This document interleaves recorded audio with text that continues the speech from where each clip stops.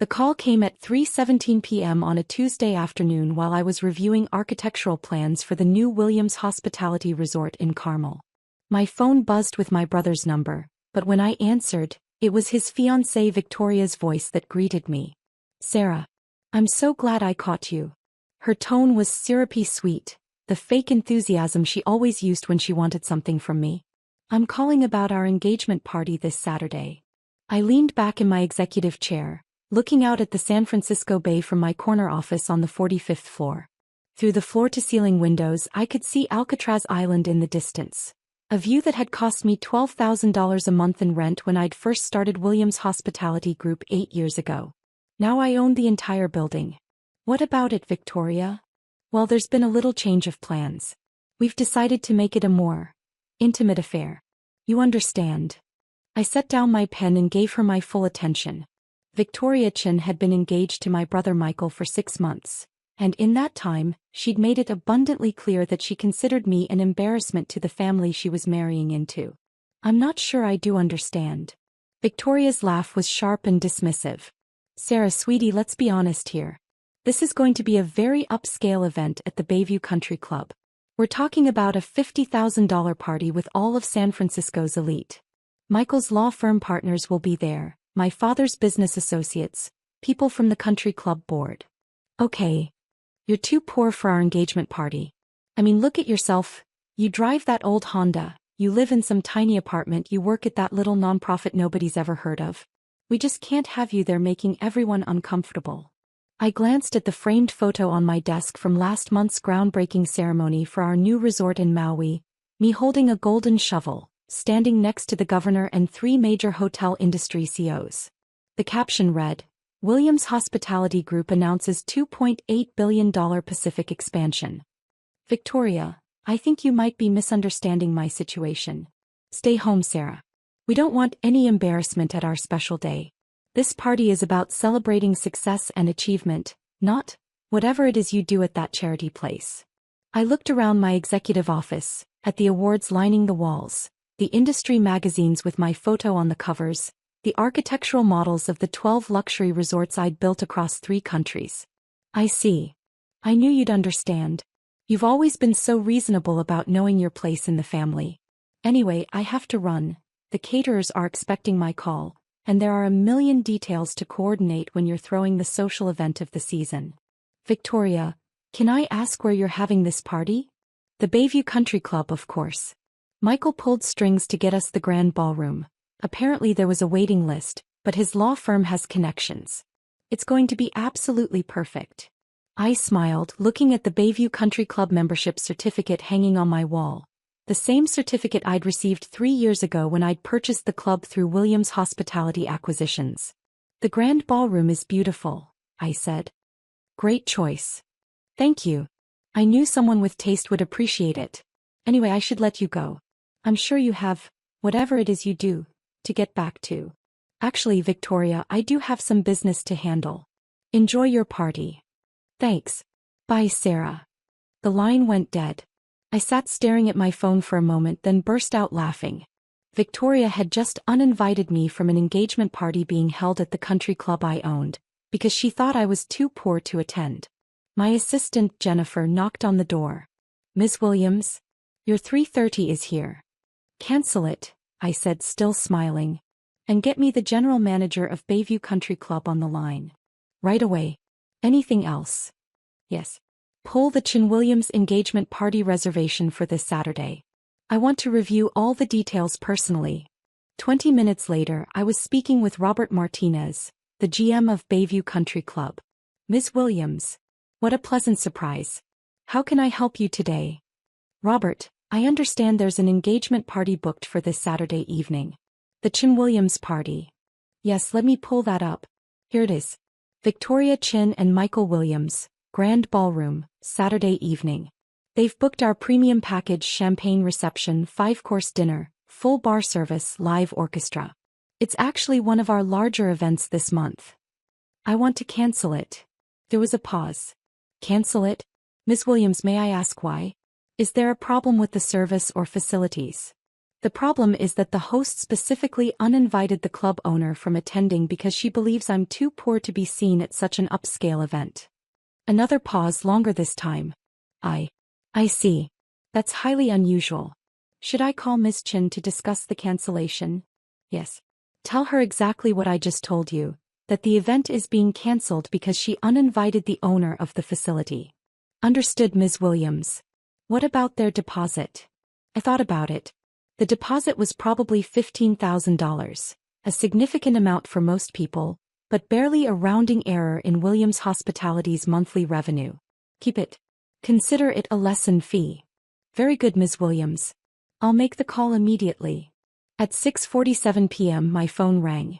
Michael's number this time, but I could hear Victoria screaming in the background before he even spoke. Sarah, what the hell is going on? The country club just called and cancelled our engagement party. They said the owner requested it because Victoria uninvited someone? This doesn't make any sense. It makes perfect sense, Michael.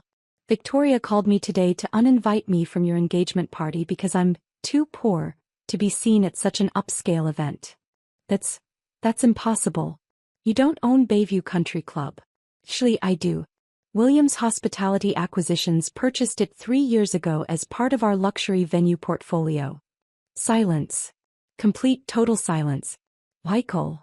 You own Bayview Country Club. I own Bayview Country Club, along with 17 other luxury venues across California. I also own 12 resort properties, 4 urban hotels, and a hospitality management company that generates approximately $800 million in annual revenue.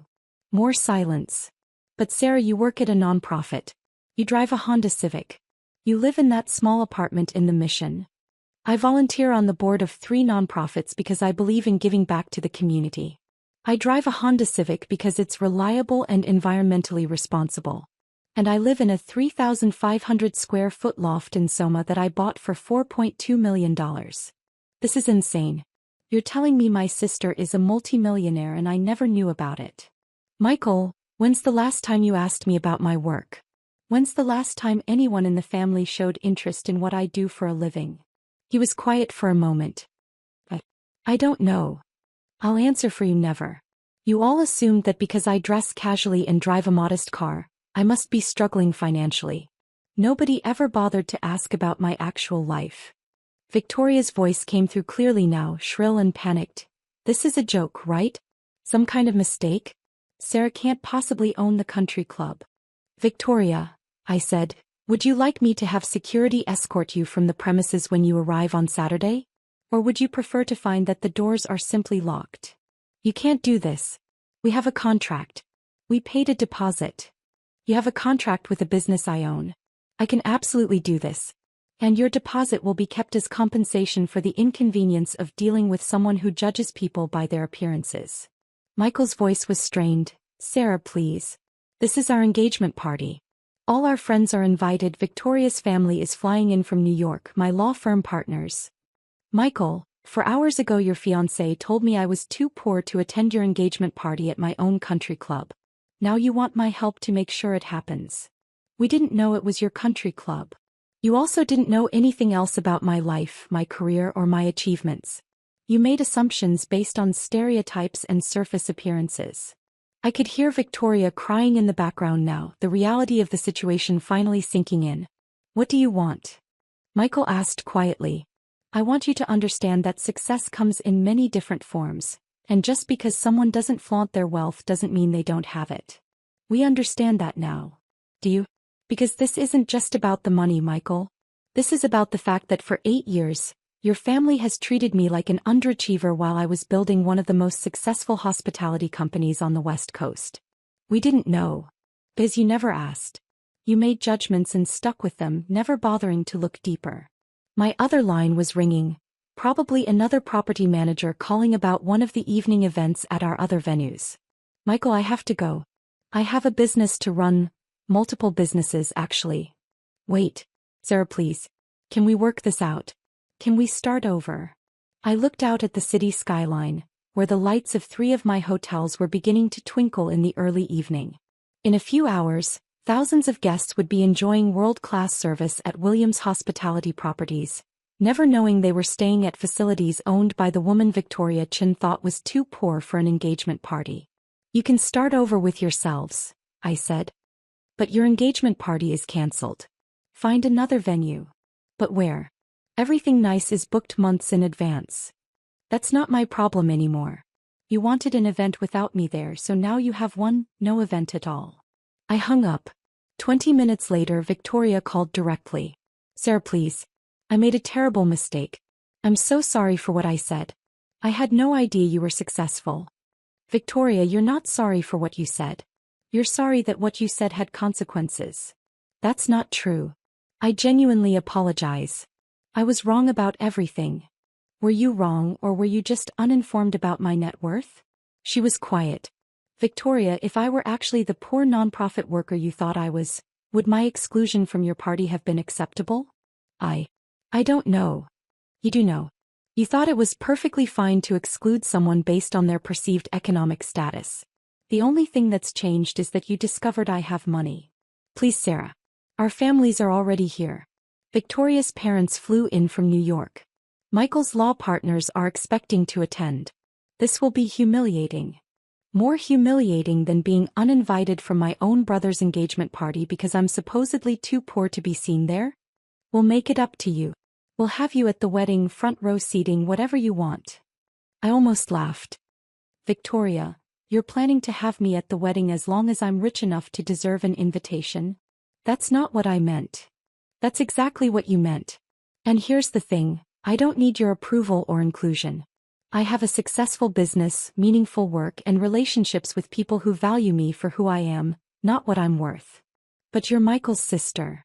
"Yes, I am. And Michael just learned that his sister built a hospitality empire while he thought she was an unemployed nonprofit volunteer." My phone beeped with another call, Jennifer from my office. "I have to go, Victoria. But let me leave you with some advice. Next time you meet someone who doesn't fit your preconceptions about success, try asking questions instead of making judgments." "Sarah, wait." I clicked over to Jennifer's call. "Ms. Williams? I have the mayor's office on the line. They want to discuss your proposal for the affordable housing project downtown." "Put them through. And Jennifer? Clear my Saturday evening. I'm going to be working." That Saturday night, while Michael and Victoria scrambled to find an alternative venue for their engagement party, they ended up at a chain restaurant in Daly City. I was in my office finalizing the purchase of a historic hotel in Napa Valley, a $67 million acquisition that would become Williams Hospitality's flagship wine country property. At 9 p.m. my phone rang. Michael again. "Sarah? I wanted to call and apologize." "Really apologize? For what specifically?" "For letting Victoria treat you that way. For not defending you when she made those comments about your financial situation. For 8 years of making assumptions about your life instead of asking about your actual achievements. I set down the contract I was reviewing. And for being a terrible brother. You've built something incredible, and instead of celebrating your success, I let my fiancé humiliate you because we thought you didn't have enough money to deserve our respect." "Where are you calling from?" "Chuck E. Cheese in San Mateo. It's the only place we could find that had availability tonight." I couldn't help but smile at the mental image of Victoria Chin, in her designer dress, trying to celebrate her engagement party surrounded by screaming children and animatronic mice. "How's the party going?" "Terrible. Absolutely terrible. Victoria's parents are mortified. My law partners made polite excuses and left after 20 minutes. The champagne is sparkling cider and the 5-course dinner is pizza and breadsticks." "I'm sorry to hear that." "No, you're not. And you shouldn't be. We deserve this." He was right. I wasn't sorry. Victoria had wanted a party that excluded people she deemed unworthy, and now she was having exactly that, a celebration that reflected her values and judgment. "Michael, can I ask you something?" "Anything. Do you actually want to marry someone who judges people by their bank account balance?" Long silence. "I don't know," he said finally. "A week ago I thought Victoria was sophisticated and discerning. Now I realize she's just shallow and cruel. That's something you'll have to figure out for yourself. Will you help me understand what you've built? I want to learn about your business, your success, who you really are instead of who I assumed you were." I looked around my office at the architectural plans for 3 new resorts, the acquisition documents for 2 luxury hotel chains we were purchasing, the industry awards recognizing Williams Hospitality as one of the fastest-growing companies in the sector. I'd like that, Michael. But not because I need your approval or validation. Because you're my brother and I'd like you to actually know me. I'd like to know you too. The real you, not the imaginary struggling sister I created in my head. Good. But Michael. Yeah. If you marry Victoria, she needs to understand that respect isn't conditional on net worth. I won't tolerate being treated differently now that she knows I have money. I understand. And Sarah? Yes. Thank you. For what? For teaching us that assumptions about success can blind you to the actual achievements happening right in front of you. After we hung up, I walked out to my office balcony and looked down at the city where I'd built my empire. In the distance, I could see the lights of Bayview Country Club, the venue where Victoria had planned to celebrate her engagement while deliberately excluding the woman who owned the place. The engagement party that should have been happening right now in elegant surroundings with champagne and live music was instead taking place in a children's restaurant with plastic cups and arcade games. It was perfect poetic justice. But more importantly, it had forced my brother to confront his own assumptions and see his sister for who she really was instead of who he'd thought she should be. 3 weeks later, Michael called me with news. I broke up with Victoria. I'm sorry to hear that, I said, and I genuinely was. Ending an engagement is always painful, regardless of the circumstances. No, you're not. And neither am I, honestly. The past few weeks showed me who she really is. Someone who measures people's worth by their bank account balance and treats service workers like they're invisible. What was the final straw? She started trying to become your best friend. Calling you constantly, asking about business opportunities, wanting to be invited to your hotels and resorts. It was disgusting. The same person who said you were too poor for our engagement party suddenly wanted to be your business partner. I'd fielded several of those calls and declined politely each time. Victoria's sudden interest in friendship had been transparent and opportunistic. I'm proud of you for recognizing that. I should have recognized it years ago. I should have seen how she treated people she thought were beneath her, waitresses, hotel staff, anyone she perceived as having less money or status. Live and learn. Sarah, can I ask you something? Sure. Are you dating anyone? Are you happy? Do you have the kind of life you want? I smiled. It was the first time in years that someone in my family had asked about my personal happiness rather than making assumptions about my life. I'm very happy, Michael. I love my work, I have great friends, and yes, I'm seeing someone wonderful, another entrepreneur who builds sustainable housing projects. That's great. I'm glad you found someone who appreciates what you do. His name is David, and he knew about my business success before he knew my last name. It's refreshing to be with someone who sees my achievements as exciting rather than intimidating. Will you introduce me to him sometime? I'd like to meet the man who makes my incredibly successful sister happy. I'd love that. 6 months later, Michael and I met for dinner at the restaurant in my Napa Valley resort, the historic hotel I'd been purchasing the night of his disastrous engagement party. He brought his new girlfriend, Anna, a public school teacher who knew exactly who I was because she'd read about my education philanthropy work. As we sat on the terrace overlooking the vineyards, sharing a bottle of wine from the resort's private label, Michael raised his glass. To Sarah, he said, who taught me that success isn't always visible from the outside, and that judging people by appearances says more about the judge than the judged. And to family, I added, who can learn to see each other for who we really are instead of who we assumed each other to be. Speaking of which, Anna said, I have to tell you, my students are huge fans of your literacy program. The libraries you built in underserved schools have been incredible for our community. Michael looked surprised. Sarah has a literacy program? The Williams Foundation has built 47 libraries in low-income schools across California, I explained. We also provide teacher training and reading comprehension programs. I had no idea. There's a lot you didn't know about my work, Michael. The business success is just one part of it. Will you tell me about the foundation? I'd love to understand the full scope of what you've built. As the sun set over the Napa Valley vineyards, I found myself sharing stories about the schools I'd helped, the teachers I'd supported, and the thousands of children who now had access to books and educational resources because of the wealth I'd generated through Williams' hospitality group. It was the first time in years that I'd talked about my achievements with a family member who was genuinely interested in understanding rather than judging. The woman Victoria thought was too poor for an engagement party had used her wealth to create opportunities for others, funding education programs, building affordable housing, supporting environmental initiatives, and creating thousands of jobs through ethical business practices. But the most valuable thing I'd built wasn't measured in dollars. It was the self-respect that came from staying true to my values regardless of other people's assumptions, and the satisfaction of proving that success and humility weren't mutually exclusive. Sometimes the best revenge really is living well. But sometimes, if you're very fortunate, living well becomes the foundation for healing relationships and helping others understand that worth isn't determined by wealth, but by character, contribution, and the courage to build something meaningful in the world. As I fell asleep that night in my Napa Valley resort, surrounded by the success I'd built while others thought I was failing, I realized that Victoria's cruel dismissal had given me an unexpected gift: the opportunity to show my family who I really was, and to build a relationship with my brother based on truth instead of assumptions. The engagement party she'd ruined had become the beginning of something much better: a family connection built on genuine respect and understanding, rather than judgments about bank account balances.